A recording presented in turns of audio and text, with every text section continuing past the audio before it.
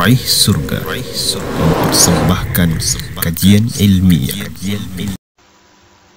Tatkala Allah Subhanahu wa ta'ala misalnya sebagai contoh memberikan rezeki, seorang misalnya sebagai kepala keluarga, Allah berikan rezeki kepada dirinya, dia masih bisa tinggal di rumah yang nyaman, yang cukup untuk berteduh dan berlindung untuk dirinya dan keluarganya, untuk tidur dan tinggal untuk dirinya dan keluarganya, walaupun dia statusnya masih ngontrak misalnya. Namun dia ridho dengan itu semuanya. Dia ridho dengan itu semuanya. Dan dia tidak mengikuti hawa nafsunya untuk mencari dan terus mencari apa yang di atas itu. Karena apabila seseorang, sebagaimana yang kita dapatkan faedah dari pelajaran guru kita Syekh Ali Hafizahullah, seorang kalau melihat ke atas terus, dia nggak akan bersyukur. Tidak akan bisa dia qanaah. Allah masih memberikan kepada rezeki dia, misalnya dia ngontrak, misalnya. Kalau dia melihatnya ke atas terus, wah, si fulan enak gitu. Rumahnya gede. Rumah sendiri. Melihatnya ke atas. Si A, enak. Yang si B, sudah rumahnya besar, bagus, punya mobil. Melihat lagi si C. Si C, rumahnya itu tingkat. Dindingnya aja dari marmer misalnya, dihiasi marmer. Kalau dia ngelihatnya kepada yang di atas, dia nggak akan bisa merasa qanaah. Tidak akan pernah dia merasa cukup dengan kenikmatan Allah atas dirinya. Nggak bisa qanaah, nggak bisa syukur. Dia tidak akan mendapatkan keridhaan dengan apa yang Allah berikan kepada dia. Namun kalau dia melihat orang yang ada di bawahnya, alhamdulillah, walaupun ngontrak, misalnya, ini min babil mithal, dia masih bisa, keluarganya masih bisa makan, ya, tidur bisa dengan nyenyak, ya, keluarganya diberikan kesehatan, dan seterusnya. Anak-anaknya masih bisa belajar, istrinya pun mungkin juga masih bisa ikut belajar. Ini apabila seorang bersyukur, ini kenikmatan besar. Terlebih dibandingkan kalau dia sebagaimana yang dibimbingkan oleh Rasulullah melihat kepada orang yang keadaannya di bawah dia. Ya. Masih banyak yang tinggalnya mungkin, ya, rumahnya rumah kayu.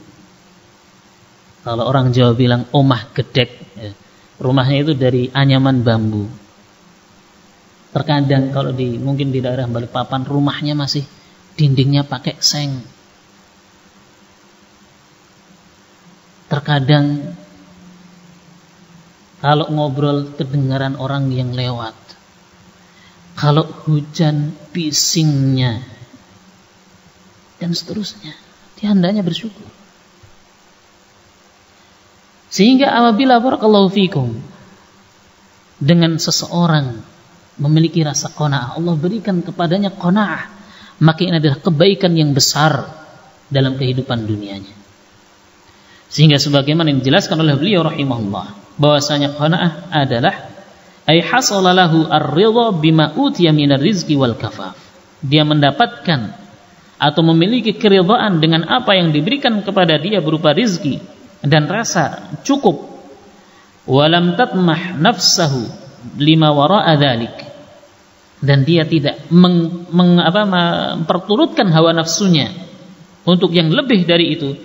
Faqad hasala lahu hasanatud dunya wal akhirah, maka dia akan mendapatkan kebahagiaan, kebaikan dunia dan akhirat.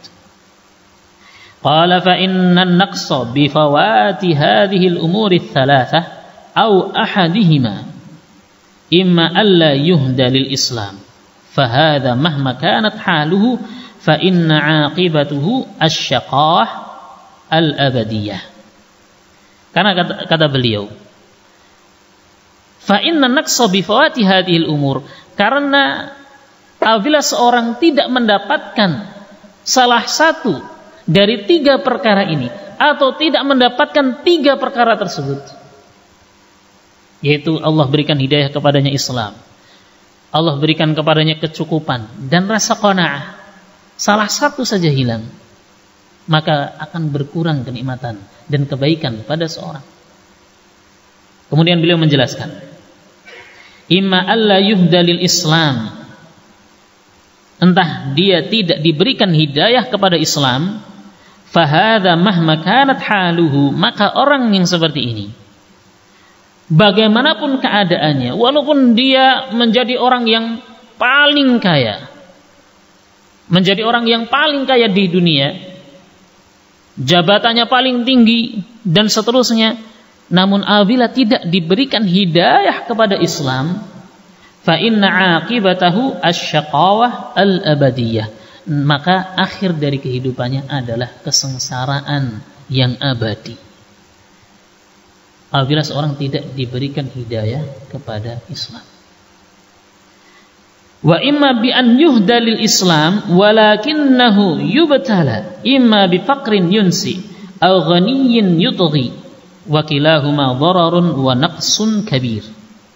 Atau seseorang diberikan hidayah kepada Islam, seorang diberikan hidayah kepada Islam, menjadi seorang muslim, akan tetapi apa? Dia diuji. Imma dia diuji dengan kefakiran yang fakir yang sangat, yang dia sampai tidak memiliki apapun, fakrin yunsi, au ghaniyyin yutghi, atau diberikan kekayaan namun dia melampaui batas. Ya. Dia melampaui batas dalam hal memanfaatkan kekayaannya. Wa kilahuma dhararun wa naqsun kabir, maka pada keduanya ada kemadharatan dan kekurangan yang besar. Qala wa imma bi an yahsula lahu rizqu al-kafi muwassa'an aw muqaddaran walakinnahu la yaqna' bi rizqillah wa la yatma'in qalbuhu wa la yatma'innu qalbuhu lima atahu Allah fa hadza faqirul qalbi wan nafs. Dan bisa jadi pula seseorang dia mendapatkan rezeki yang cukup, yang wasa', yang mencukupi dia, yang muqaddar, yaitu cukup untuk kehidupan sehari-hari dia, walakinnahu la yaqna', namun dia tidak memiliki rasa qanaah birizqillah, dengan rezeki Allah, wala yatma'innu qalbuhu, dan hatinya tidak merasa tenang lima atahullah, dengan apa yang Allah berikan, fahadza faqirul qalbi wan nafsi, maka ini adalah seorang yang fakir hati dan jiwanya. Allah sudah berikan kepadanya kecukupan. Misalnya sebagai contoh, biaya hidup misalkan di Balikpapan 1 bulannya misalnya 3 juta. Ini hanya min babil mithal. Dan Allah berikan dia kecukupan. Pencahariannya dia mungkin cukup untuk memenuhi kebutuhan hariannya. Untuk makan sehari-hari bisa. Untuk biaya pendidikan anaknya bisa tercukupi.